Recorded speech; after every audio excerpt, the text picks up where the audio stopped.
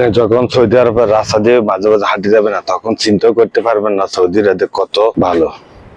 মাঝে মাঝে এরকম রাস্তা দিয়ে হাঁটলে যেরকম রাস্তার পাশে বাড়ির পাশে দেখা যায় এরকম পানির ফিল্টারটি মূলত তিনটি কারণে হারা এখানে দিয়ে থাকে।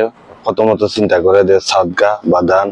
ইসলামে পানিকে অনেক পবিত্র এবং দানের একটি উত্তম মাধ্যম হিসেবে ধরা হয়। বাড়ির সামনে ফিল্টার রেখে মানুষকে বিনামূল্যে পানি সরবরাহ করা একটি সাদগা বা দানের কাজ হিসেবে বিবেচিত হয়। দ্বিতীয়ত মেহমানদারি। আরব দেশগুলোতে রাস্তার ধারে বা বাড়ির সামনে পানির ফিল্টার রাখলে যাত্রীরা বা পথচারীরা তৃষ্ণা নিবারণের জন্য এটি ব্যবহার করতে পারে। এটি মেহমানদারির একটি অংশ হিসেবে তারা মনে করে। তৃতীয় লাস্ট যে চিন্তাটা করে প্রচন্ড গরম বা সৌদিতে অতিরিক্ত তাপমাত্রা। সৌদি আরবের তাপমাত্রা 50 ডিগ্রি প্লাস হয়, বিশেষ করে গ্রীষ্মকালে। তাই ফিল্টার রেখে তৃষ্ণার্ত মানুষদের জন্য পানি সরবরাহ করা একটি গুরুত্বপূর্ণ কাজ।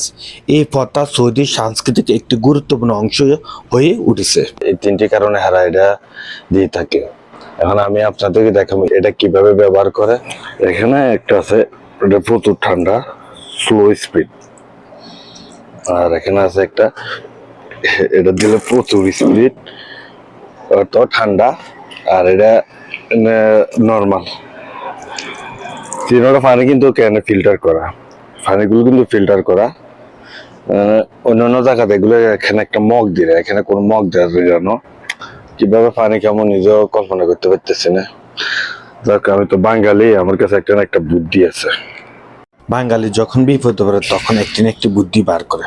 আমার ছোট মাথা থেকে একটি বড় বুদ্ধি নিয়ে 2 হাত কোষ করে পানি খেয়ে নিলাম। আপনি যদি পানি খেতে এসে আমার মতো বিপদে পড়েন, এই বুদ্ধিটা ব্যবহার করতে পারেন।